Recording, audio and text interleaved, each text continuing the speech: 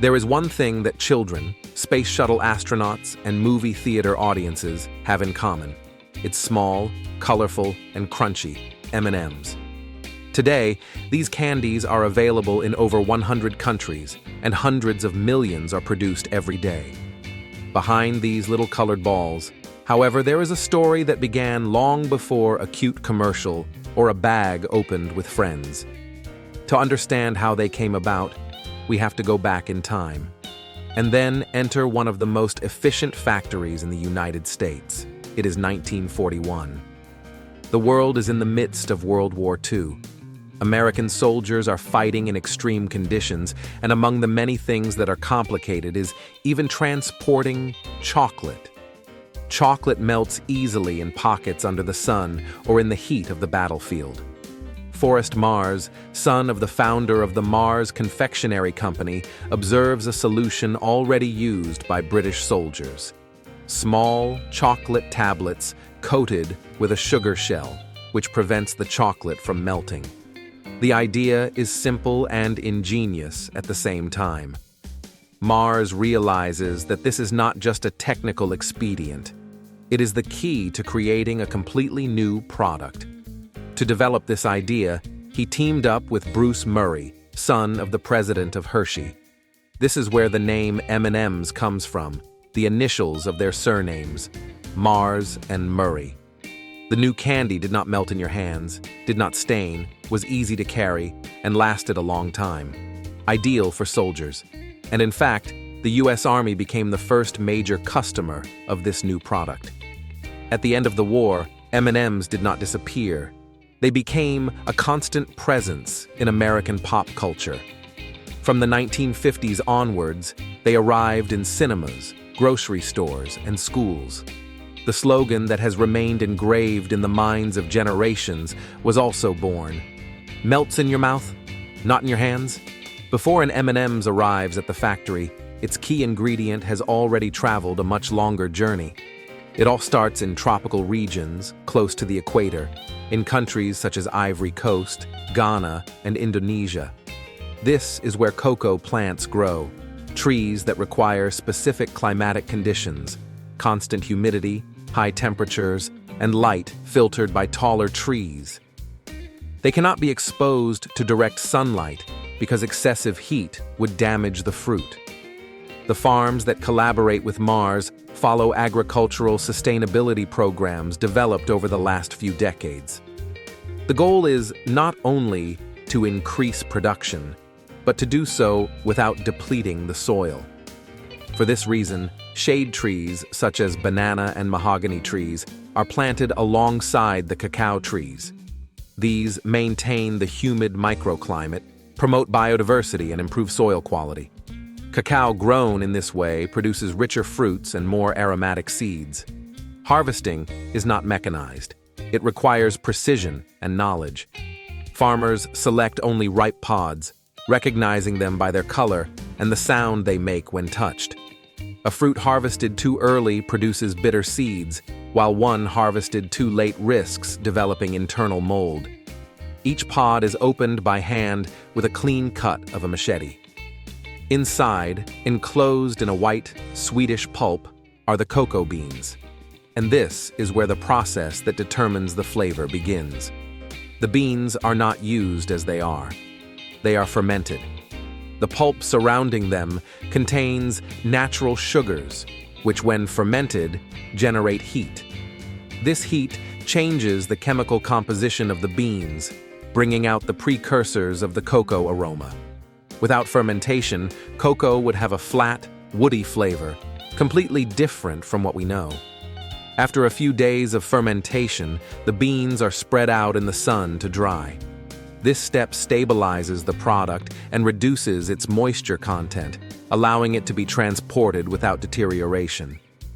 The drying mats are turned several times a day. Uneven drying would lead to mold or flavor defects. When the moisture level reaches the correct threshold, the bags are loaded and shipped to processing plants. Once they arrive at the factory, the beans are cleaned and sorted. Beans that are too small, broken, or damaged are discarded. Only the best beans are roasted. Roasting is a highly controlled process. Each variety of cocoa has an optimal temperature and time. Too much heat and the flavor is burnt, too little and the aromas remain unfinished. After roasting, the beans are crushed to separate the solid part, the inner kernel, from the shell. This solid fragment, called a nib, is then ground until it becomes a completely liquid paste. This is where the cocoa mass is created. At this point, sugar and other ingredients are added to obtain the chocolate with the balanced flavor typical of M&Ms. The consistency is made homogeneous through conching, a process in which the paste is mixed for hours at low heat until it becomes smooth. This is what gives chocolate that silky sensation on the tongue. When the mixture is ready, chocolate is not just an ingredient. It is the heart of the entire product. Every single M&Ms is born from this long, meticulous sequence, almost invisible to the end consumer. When the sacks of cocoa arrive at the factory, the agricultural process gives way to food technology. This is where cocoa is transformed into chocolate, and then into perfectly uniform little balls. The factory operates on a huge scale, continuous production lines, active 24 hours a day, controlled by sensors that regulate temperature, humidity, and timing with pinpoint accuracy. First, the dried beans are cleaned, because dust and small impurities present during transport could alter the final taste. After selection, they are roasted. Roasting is not random. Each batch is roasted according to specific temperature profiles that vary according to the origin of the cocoa. This step is essential because it develops the deep aroma we associate with chocolate. 1 degree more or less can change the notes and intensity of the flavor. After roasting, the seeds are crushed and the outer shell is removed, leaving only the inner part, the nibs. These nibs are ground into a thick, shiny paste. This is liquid cocoa, naturally rich in cocoa butter. At this point, sugar, milk powder, in the case of milk chocolate, and stabilizing ingredients are added. The mixture passes through refiners that reduce the particles to sizes smaller than 20 microns, small enough not to be felt on the tongue, giving that sensation of smoothness. The next step is conching, a slow and constant mixing process. During conching, the chocolate mass is stirred for hours at a controlled temperature. This eliminates traces of moisture and acidic components, rounding out the flavor. This is where chocolate takes on its definitive identity. When the texture and flavor are perfectly balanced, the mass is taken to the tempering stage. Tempering serves to stabilize the cocoa butter crystals, ensuring 2 fundamental results: a smooth, shiny surface and a solid, clean texture when bitten. Without tempering, chocolate would be opaque and melt at the slightest touch. Once tempering is complete, the chocolate mass is transferred to automatic molds, where it is divided into small portions. The molds do not create perfect spheres immediately. Initially, the shape is a small convex lens, a rounded disc. This shape is chosen because it allows for uniform and controlled cooling. The lenses then enter a cooling tunnel at a constant temperature. Cooling is not abrupt, it occurs gradually. If it cooled too quickly, the inside would remain unstable. If too slowly, the chocolate could lose its shine or develop micro-imperfections. At the end of the process, the small solid shapes are slightly rounded in rotating drums until they take on the shape we know, an oval shape, slightly flattened at the poles, easy to chew and perfectly uniform. At this stage, the product is almost recognizable. It is pure, solid, compact chocolate, but it still lacks what distinguishes an M&Ms from any other confectionery, the protective coating that will prevent the snack from melting on your fingers. At this point, the small chocolate balls are ready, but they still don't resemble the M&Ms we know. They lack color, resistance, and that unmistakable sensation when bitten. It all depends on the sugar shell. It is the real star. Without this coating, M&Ms would melt in your pocket, in your hands, everywhere. The original idea, let's remember, arose precisely from the need to protect chocolate in difficult conditions.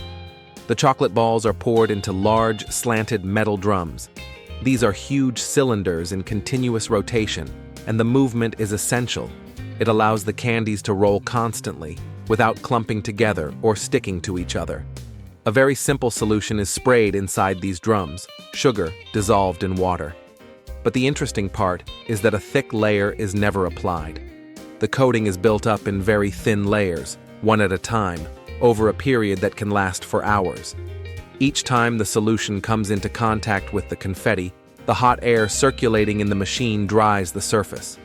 The drums continue to rotate, the film sets, and only then is a new microdose of sugar added. The process is slow and gradual because the surface must become smooth and uniform. No lumps, no porosity, no cracking. Even the slightest imperfection could ruin the subsequent coloring. During this phase, humidity and temperature are monitored to within 1/10 of a degree. If the environment is too humid, the shell becomes sticky and loses its shape. If it is too dry, the sugar crystallizes poorly. If the internal temperature rises above a certain threshold, the chocolate in the center begins to soften and the entire structure deforms. It is a delicate balance, maintained by sensors and automatic controls that regulate each parameter in real time. Floor by floor, the layer grows. The chocolate inside remains soft, but is now encased in a solid, uniform shell. When the shell has reached the ideal thickness, the confetti finally take on their characteristic texture, hard on the outside, velvety on the inside. It is at this moment that a simple bite of chocolate becomes an M&Ms. Only now, finally, can we move on to the coloring stage. But without this perfectly formed shell, everything else would be impossible. The secret of M&Ms is all here. A coating built slowly, precisely, layer by layer, until a balance is achieved that seems simple, but is actually the result of one of the most controlled processes in the modern confectionery industry. At this point, the balls are ready to be colored. The confetti balls are placed in spray machines that distribute approved and controlled food coloring. Each color must be uniform and opaque, without any spots. After coloring, another important step is polishing. A very thin protective layer is applied to the surface to create that shiny effect that everyone recognizes. Once the shell is complete and the candies have been given their shiny color, one detail is still missing. A small but essential detail, the M. It is that white mark that transforms a simple candy into an M&Ms that is recognizable in any country in the world. And it is not a decorative addition. It is a mark of identity, a promise of consistent quality, always the same. Before printing, the candies are mixed in large tanks where the various colors are combined in the exact proportions we see in the packages. Each batch must maintain a precise balance. Too much of one color, and the human eye would notice it immediately. Optical machines also intervene in this step, controlling the flow and correcting any errors. Once mixed, the candies are lined up on a conveyor belt that takes them to the printing machine. This is where one of the most delicate stages of the entire process takes place. Each M&Ms must be positioned with the smoothest side facing upwards. No candy should overlap another, and none should move during printing. For this reason, there is a system of microslots, small recesses that hold the candies one by one in orderly rows. The actual printing is done using a rubber wheel with the letter M embossed on it. The wheel touches the surface of the confection with precisely calculated pressure. Too much force, and the shell cracks. Too little, and the letter is incomplete or blurred. The machine works at an impressive speed. It is estimated that a single line can imprint the M on millions of candies every hour with an extremely low margin of error. During this phase, the candies are constantly monitored by sensors and cameras. If a shell has even the slightest imperfection, it is automatically diverted from the main flow and discarded. No defective candy should reach the packaging stage because a single piece would weaken the brand image. When the printing is complete, the M&Ms flow on to the final stage, packaging. But it is at this moment, with the M imprinted in the center, that the product officially becomes what it is. Until that second, they were just colored candies. Now they are M&Ms, identical all over the world, from the factory in New Jersey to the shops in Tokyo, from school bags to vending machines in airports. And everything is recognizable by that small white letter, fine, precise, always in its place. After the M is printed, the M&M's journey is not yet over. The candies are conveyed to the inspection and packaging area, where everything is checked, measured, and prepared to leave the factory. Conveyor belts carry the M&Ms under high-speed optical sensors that analyze color, shape, shine, shell integrity, and print uniformity. Any candy with cracks, color defects, or misprinted M's is instantly removed. Only perfect pieces reach the mixing tanks, where they are portioned for each package. The candies then move into packaging machines, where weighing chambers ensure each bag has the correct amount. If there is even a small deviation, it is corrected. Sealed packages are stacked into cartons for supermarkets, theaters, or vending machines. Random samples are opened and tested to ensure consistency. Same flavor, same crunch, same experience every time. The journey of the cocoa, which began on a tropical plantation thousands of miles away, ends here. On a shelf, in a hand, or in a pocket, Mars works to reduce emissions, recover water, limit waste, train farmers, and develop resilient cocoa varieties, producing M&Ms not just in quantity, but in quality. Conclusion: behind a candy that lasts only a few seconds in your mouth, there is a process spanning plantations, cooling towers, sugar drums, and precise machines. Every M&Ms represents a mix of agriculture, engineering, and culture. The next time you eat one, remember one thing: you are not just eating a candy. You are tasting a history that spans more than 80 years.